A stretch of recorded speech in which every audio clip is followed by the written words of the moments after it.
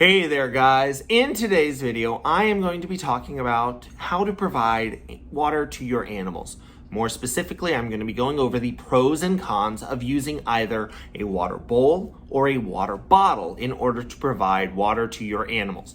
So if that's something you want to know a little bit more about, you've been debating using one or the other, go ahead and stick around because that's going to be coming up right after this.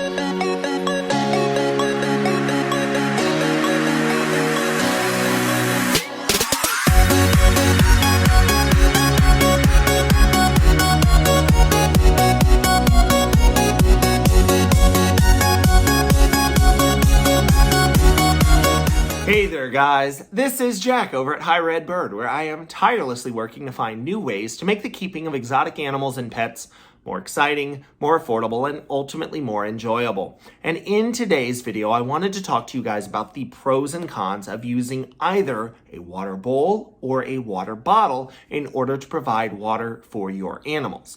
Now, I can provide you guys my thoughts, my opinions, but if you have a particular method that you prefer, if you would not mind leaving me a comment down in the comment section of this video, letting me know what you use and why. I am sure people that watch this video would love to see what other people are doing as well. Now, there are a couple of things that I wanted to get into before we talk about the pros and cons of either water bowls or water bottles. First and foremost, not each of these will be appropriate for every application.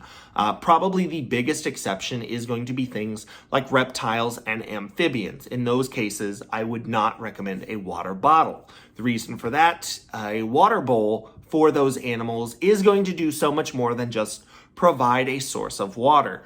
It gives those animals the ability to thermoregulate or control their temperature inside their environment. It will have an impact on the humidity and the temperature of their overall enclosure, which will then have a fundamental impact on the metabolism of those animals, even outside of the times that they are drinking. So, because of that, just take a look at your application and ask yourself, is it going to work in both of those setups? Second, and I do want to stress this, the important part of providing a water source is to give your animal some water to drink. That is critically important. So if you watch this video, if you go over the pros and cons of both a water bowl and a water bottle, and you decide that one is clearly superior, it's easier to maintain, provide, clean, and your animal doesn't want to use it, well, then you have a problem because your animal getting water has to be the priority there. So you may end up in a situation where, yeah, you're cleaning up a little bit of a mess, and yeah, it's a little harder to set up in the morning, but it is important to provide what your animal needs and what it is going to use. So let's go ahead with that out of the way. Let's just jump into the two different things that we're going to be talking about. So first, we have a water bowl, which, if you will believe it or not, is a bowl that holds water. I know, groundbreaking stuff here. Water bowls are pretty straightforward. The good thing about them is they come in a wide variety of materials. You can get them in plastic, ceramic, stainless steel. So you can probably find a material and a size of water bowl to fit every possible application. Now, you do want to make sure that your animal is getting a water bowl that is appropriately sized for it. If you give a small animal an absolutely gigantic water bowl, you could run into some problems. If you give a very large animal a very small water bowl, you could run into some problems. It's a really fun thing that when I have worked with large animals, things like storks and cranes, the realization of how deep and how large a water bowl they need, because a beak is not a straw. So they need to be able to get that entire beak into that water bowl in order to drink that water. Now, the good news about using a water bowl, first of all, it's going to be intuitive for most animals because most animals are used to drinking from puddles that are found on the ground. Even if those animals aren't going on the ground, if you have small birds, even things like finches, Obviously, there are plants that are going to hold water. Bromeliads definitely come to mind, but trees, the forks of trees will tend to hold water as well. So a lot of birds are going to be used to drinking from a water bowl in that situation. So there's a lot of good things about a water bowl. They also allow your bird to act on a few more natural behaviors other than just drinking water. A lot of our birds like to make soup. Is how it's typically referred. Basically, your birds will take the food items from their food bowl, dunk them into a water bowl. That gives them the ability to soften those items up, make them easier to swallow and digest. And a lot of birds will also make soup using a wide variety of things, maybe toy parts, shredded paper. So those are just things to take into consideration. Your birds can also bathe in a water bowl. So there's a wide variety of natural behaviors that can be acted on using a water bowl. Now, a water bottle, on the other hand, is a little bit more complicated. Now, it is going to typically be made of different materials as well. You can have a water bottle that is either plastic or glass. Now, that is going to have then a nozzle. The nozzle is going to have a ball bearing inside. This works on gravity. So as there's water in the bottle, it pushes down on that ball bearing. Now your animal can manipulate that ball bearing and cause that water to flow around it. But in just a standing position, this is going to hold that water without making a mess very, very easily. Now, the water bottle is probably going to take a little bit more work to train your animal how to use. It's not necessarily intuitive. Part of that will depend on the intellect of your animal. Obviously, water bottles, we're used to seeing them with things like rodents, so mice, hamsters, guinea pigs, gerbils. All of those animals learn to use a water bottle and they do great. Even other animals like rabbits learn to do well with them. Ferrets can learn to do well with them. Medium to large size parrots can learn to do well with a water bottle. Those animals are going to be a little more curious and a little more interactive with their environment. Now, something like finches, which are not necessarily the most assertive in their environment, they may have a little bit more difficulty.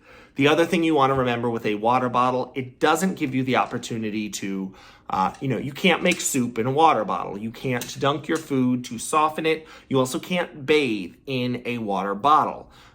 So those are just some things to keep in mind. Now, the fact that you cannot do all of those things in a water bottle leads us to our next point, cleaning. A water bottle is very, very easy to keep clean. Because your bird cannot put food items in there, because it's not accumulating dust from the environment, this is going to stay fairly clean. Now, it is not going to stay completely clean if you are using tap water, well water, anything, any water from pretty much any source. If it hasn't been completely decontaminated and distilled, you're going to have the issue of things like algae or bacterial growth. Now, that's going to mean this needs to be taken apart. It's fairly easy. It's empty right now, so I can take it apart this way. If you have water in a water bottle, always take it apart this way. Your floors will thank you.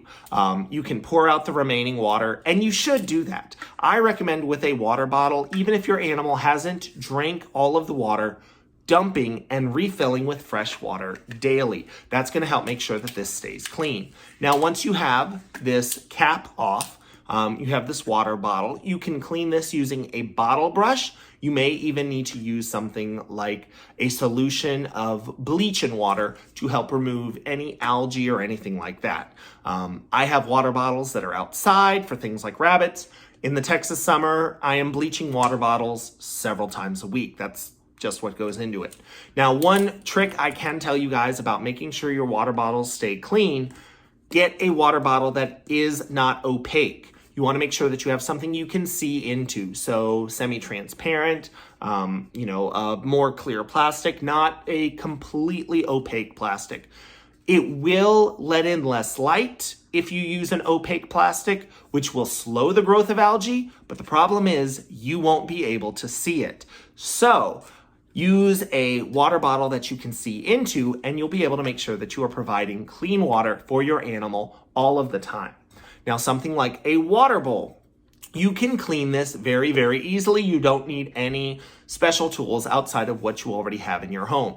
Hot soapy water, maybe occasional bleaching if needed, but hot soapy water, a nylon bristle brush, which is, as you guys know, one of my favorite things to recommend, will keep this nice and clean. Now, with a water bowl, you are going to be needing to clean it more regularly. Water bowls have a tendency to accumulate what is called biofilm, and that's basically a mixture of bacterial growth, algae growth, the remnants of old food and things that got put into a water bowl, dust from the air. All of those things are going to promote biofilm. Plus, depending on your animal, things like rodents, things like, parrots, are going to have a lot more of a tendency to make an absolute mess out of a water bowl. So make sure that you are just cleaning those regularly. Both of them are pretty easy, pretty straightforward to clean. For the water bottle, you do need a couple more special tools, but nothing that is completely insane. Ultimately, both of these ways are going to be a great way to provide water to your animal. Now, a couple of things I want to point out. With the water bottle, you want to make sure that you are providing a water bottle that can stay in the appropriate orientation. If it tips back, obviously gravity won't be working on it. So you want to make sure that you are able to provide that. Most water bottles are going to come with a mount or a hanger. You want to make sure that the mount or hanger is also safe for your animals. A lot of these smaller ones like this that are going to be made for, hamsters, are going to have a very basic little piece of wire. Some of the larger glass ones are going to have a stainless steel bracket.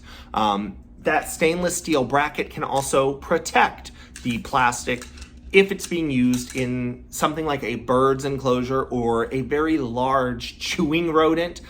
You can provide the safety of that as well. Now, you do want to make sure that there is a good seal.